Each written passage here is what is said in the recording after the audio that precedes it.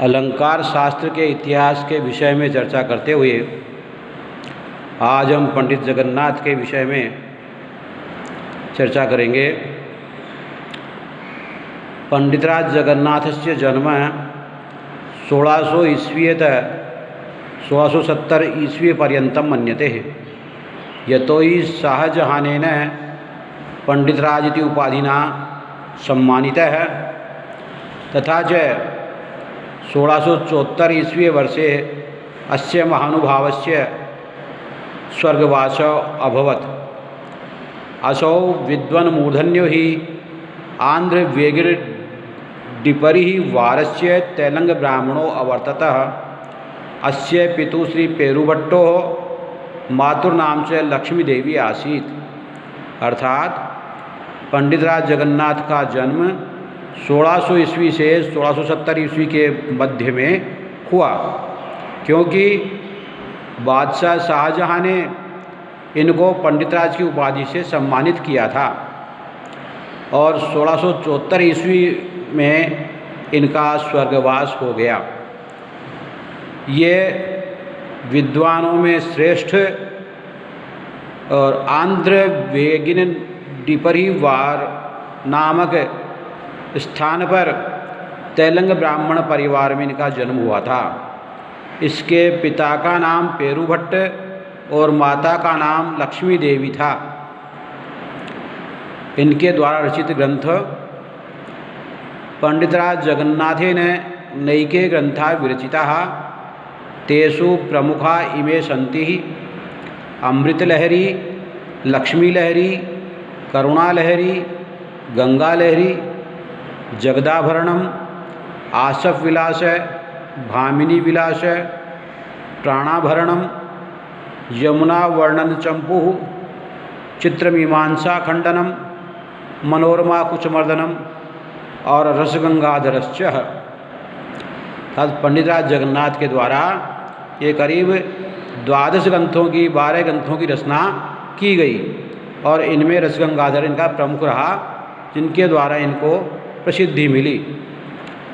आचार्य जगन्नाथस्य वैशिष्ट्यम पंडितराजेन रचितो रसगंगाधरोपि ध्वन्यालोक काव्य प्रकाशवद अद्वितीयः प्रामाणिकस्य काव्यशास्त्रीयो ग्रंथः। रसगंगाधरोऽयं द्वयोर आननयोर विभक्तः। पंडितराज जगन्नाथ के द्वारा रचित रसगंगाधर जो है वो ध्वन्यालोक और काव्य प्रकाश के समान साहित्य शास्त्र की अद्वितीय और प्रमाणिक एक शास्त्रीय ग्रंथ है। इसमें रसगंगाधर में 2 आननों में इसकी रचना की गई है।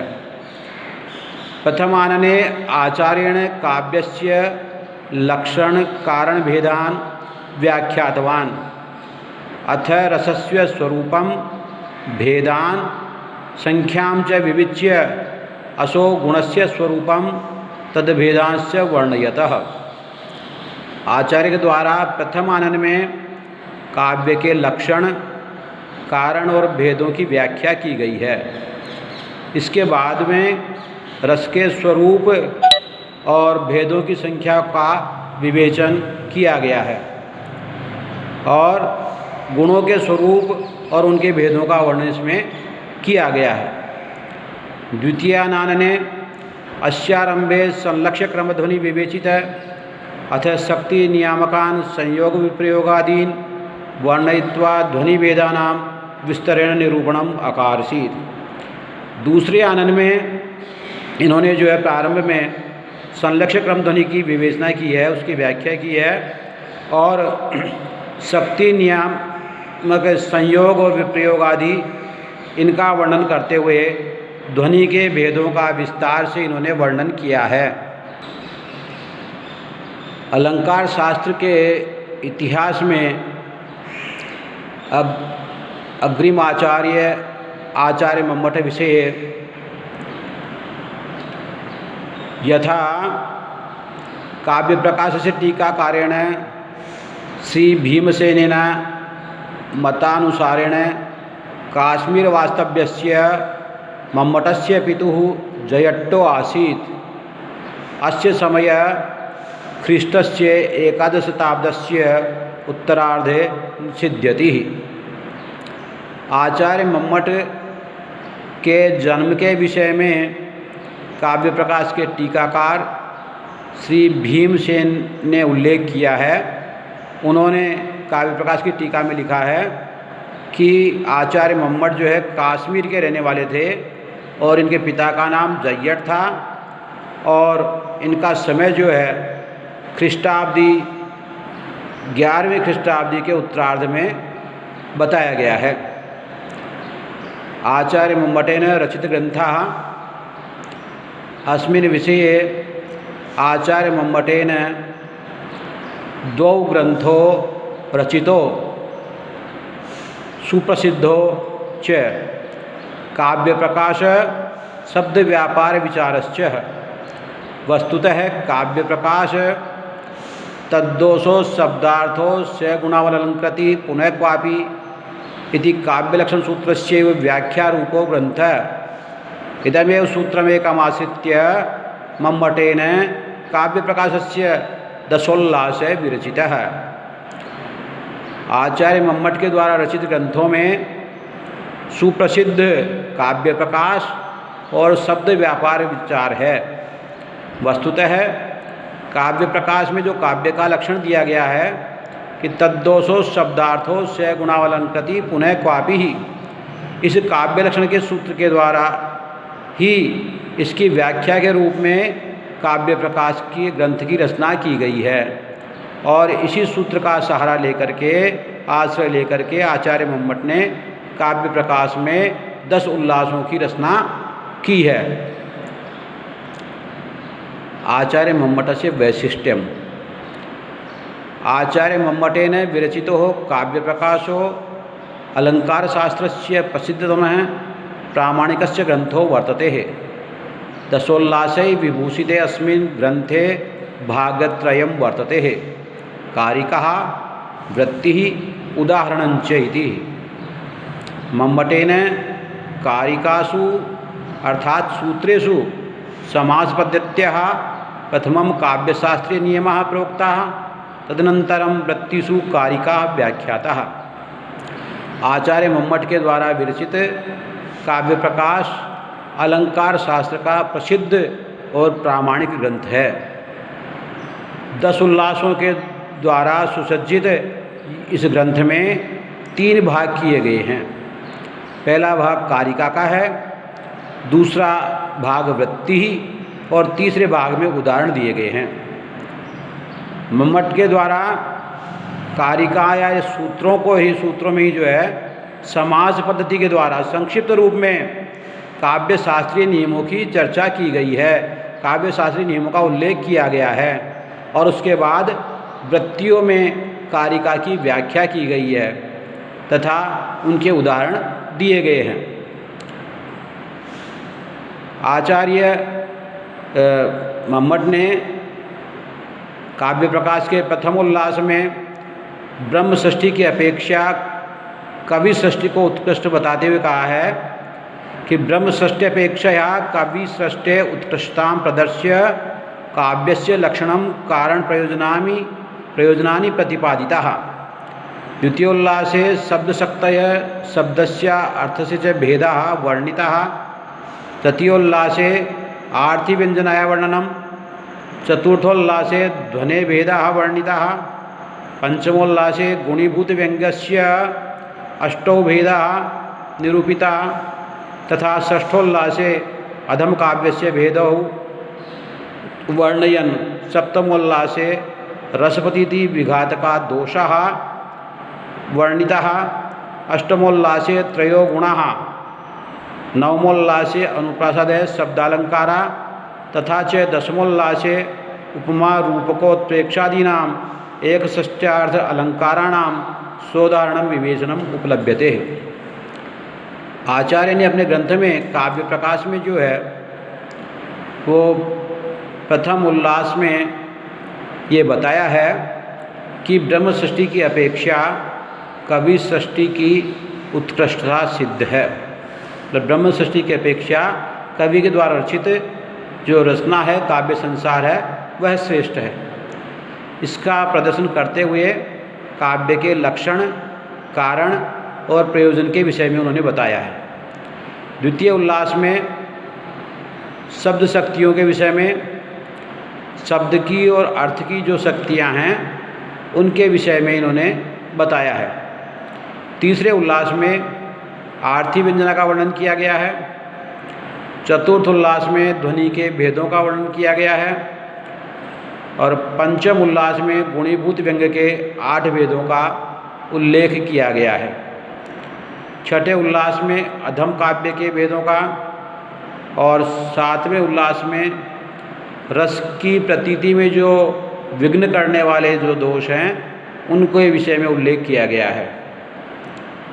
आठवें उल्लास में तीनों गुणों का वर्णन किया गया है और नवम उल्लास में अनुप्रास आदि शब्दालंकार का वर्णन किया गया है तथा 10वें उल्लास में उपमा, रूपक, उत्प्रेक्षा आदि जो 61 अर्थालंकार हैं उनकी शोधान इन्होंने विवेचना की है, जो उसमें हमें 10वें उल्लास में प्राप्त होती है।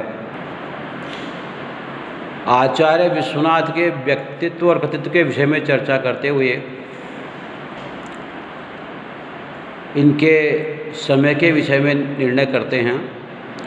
आचार्य विश्वनाथ उत्कल प्रदेशस्य लब्ध प्रतिष्ठे विप्रकुले जनिम लेभे तस्य पितुः चंद्रशेखरो आसीत् वैष्णव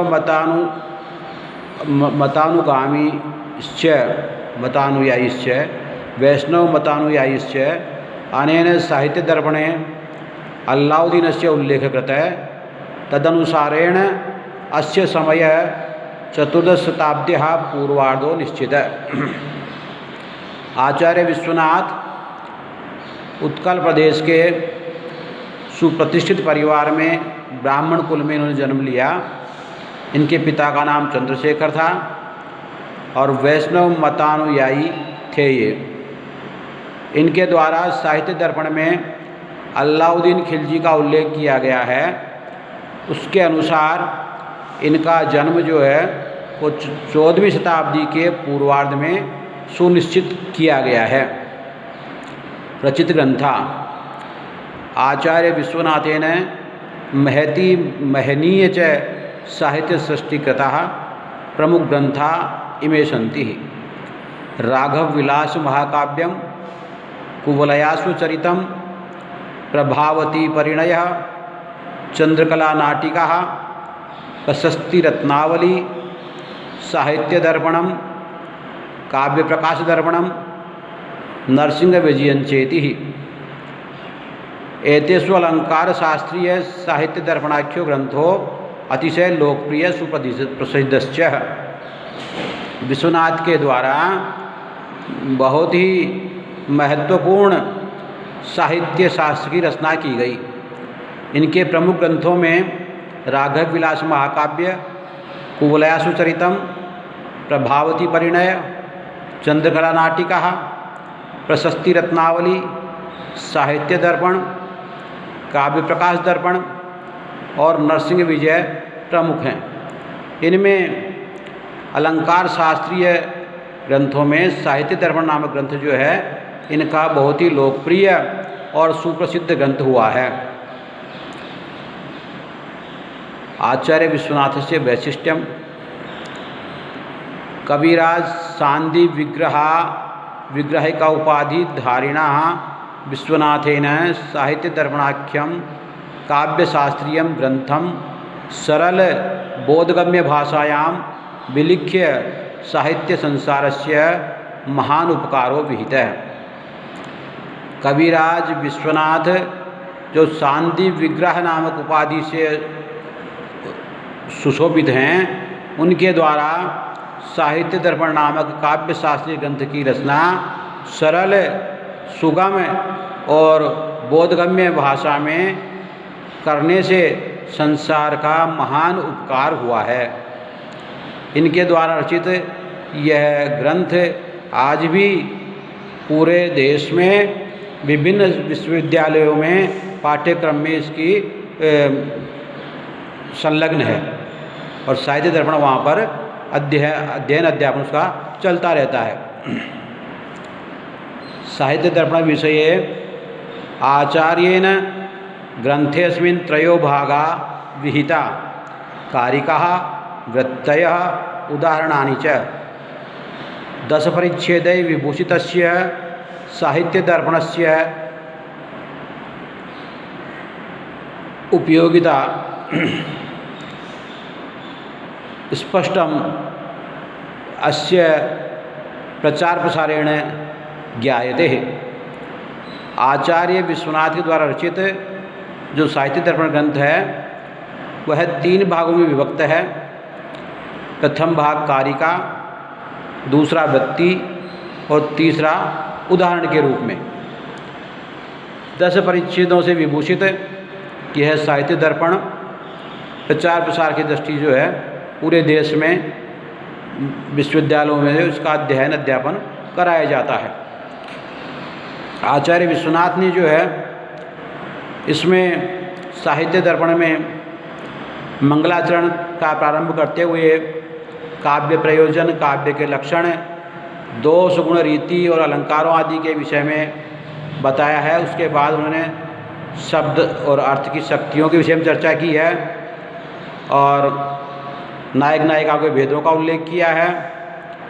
ध्वनि, गुणीभूत आदि काव्य के भेदों का वर्णन किया है, व्यंजना के विषय में बताया है और नाटकीय तत्वों का विवेचन करते हुए शब्द, अर्थ और रसदोष आदि के विषय में इन्होंने विवेचन किया है तथा साथ ही इन्होंने माधुर्य आदि तीनों गुणों के विषय में और वैदर्भी गौड़ी आदि रीतियों के विषय में भी इसमें उल्लेख इनका मिलता है।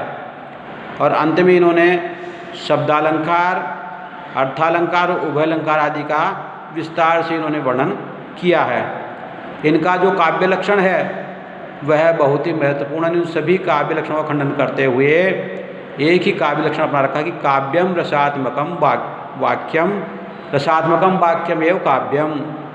आचार्य विश्वनाथ का प्रसिद्ध काव्य लक्षण है कि रसयुक्त वाक्य ही काव्य कहा गया है। अलंकार शास्त्र के इतिहास की चर्चा करते हुए आज आचार्य राजशेखर के व्यक्तित्व कृतित्व के विषय में चर्चा करेंगे। आचार्य राजशेखर से जन्म 880 920 तमे ख्रीष्टाब्दो जातः। अस्य पितुः दुर्धर्को माता च शीलवती आसीत्। आचार्यो मूलतः महाराष्ट्रीय किंतु पश्चात् कान्यकुब्जनगरम् आगत्य तत्र न्यवसतः। तथा च कान्यकुब्जशासकेन महेंद्रपालेन असौ गुरुरूपेण अभिनंदितः। आचार्य राजशेखर का जन्म 880 से 920 ख्रीष्टाब्दी के मध्य में हुआ। इनके पिता का नाम दुर्धरक और माता का नाम शीलवती था। यह आचार्य मूलतः महाराष्ट्र प्रदेश के रहने वाले थे, किंतु बाद में कान्यकुब्ज नगर आकर के रहने लगे और वहाँ के शासक जो महेंद्रपाल थे उनके द्वारा इनको सम्मानित किया गया और इनको गुरु रूप में उन्होंने आदरपूर्वक अपने राज्य में स्थान दिया। रचित ग्रंथा राजशेखरेण अनेकेषां ग्रंथानां रचना कृता।